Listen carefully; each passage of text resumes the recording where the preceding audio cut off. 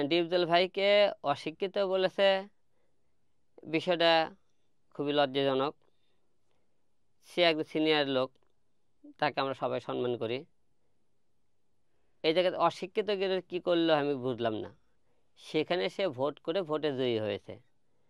অশিক্ষিত আমি তো আজ পর্যন্ত, এই যে নির্বাচনের দিন থেকে এই যে আজ পর্যন্ত নির্বাচনের পরে আমি তো দেখলাম না ডিপজল ভাই একটা অশিক্ষিত বিষয়ে নিপুণ আপাকে কোনো গালিগালাজ কোন তাকে বক্তব্য দিয়েছেন নাকি আমি জানা আমার চোখে পড়েনি।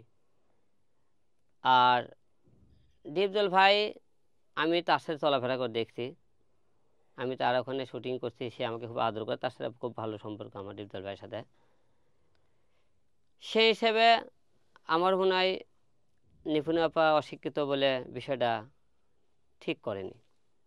কথা বললে যে একজন মহাভারত হয়ে যাবে, বড় হয়ে যাবে, এত এটা কিছু না। কিন্তু যোগ্যতা ব্যক্তি কারা বলে, আপনি আপনি কোটি কোটি টাকা থাকলে, আপনি অনেক সম্মান থাকলে আপনি যোগ্য ব্যক্তি হবেন তা না। আমার কথা, যোগ্য ব্যক্তি কি, লোকজন যোগ্য ব্যক্তি একজন মনে করেন সম্মান দেয়, সে একটু সম্মান ব্যক্তি না হলে ডিএ ট্যাব ভাই এত বছর ধরে সে একজন মিডিয়ার সাথে জড়িত, এবং সে এতদিন আপনি প্রশাসনের সাথে জড়িত, সে কাজকাম করতেছে। সে অযোগ্য ব্যক্তি হলে সে তো এতদিন জনগণের সেবা করতে পারতো না, আমাদের মিডিয়াতে থাকতে পারতো না। আর এতগুলো শিল্পী কেউ তো এই বিষয়ে অযোগ্য বলে কথা বললো না এত পর্যন্ত।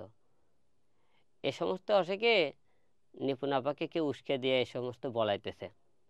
এই সমস্ত কোনো কথা, একজন শিল্পী অযোগ্য, তার মনে শিক্ষাগত যোগ্যতা নেই, অনেক কিছু বিষয়, এগুলো নিয়ে কথা বলা ঠিক না। যে আমার কথা, একজন শিল্পীকে আপনি সম্মান দিতেছেন না, তো জনগণ আপনাদেরকে কেন সম্মান দিবে? এরকম করলে জনগণ তাদের যাদেরকে মন উঠে তাদের সিনেমা হলে সিনেমাই দেখবে না, যে তারা তোমাদের সম্মান করতে না, তোমাদেরকে কেন আমরা সম্মান দেব? এই যে তারকারা আসলে মানে হাতের নাগালের বাইরে থেকে সাধারণ মানুষের আমরা সবসময় আগে জানতাম, এখন তারকারা নিজেদের মধ্যে নিজেরা কাদা ছোড়াছুড়ি করে তাদের মান সম্মান নষ্ট করছে।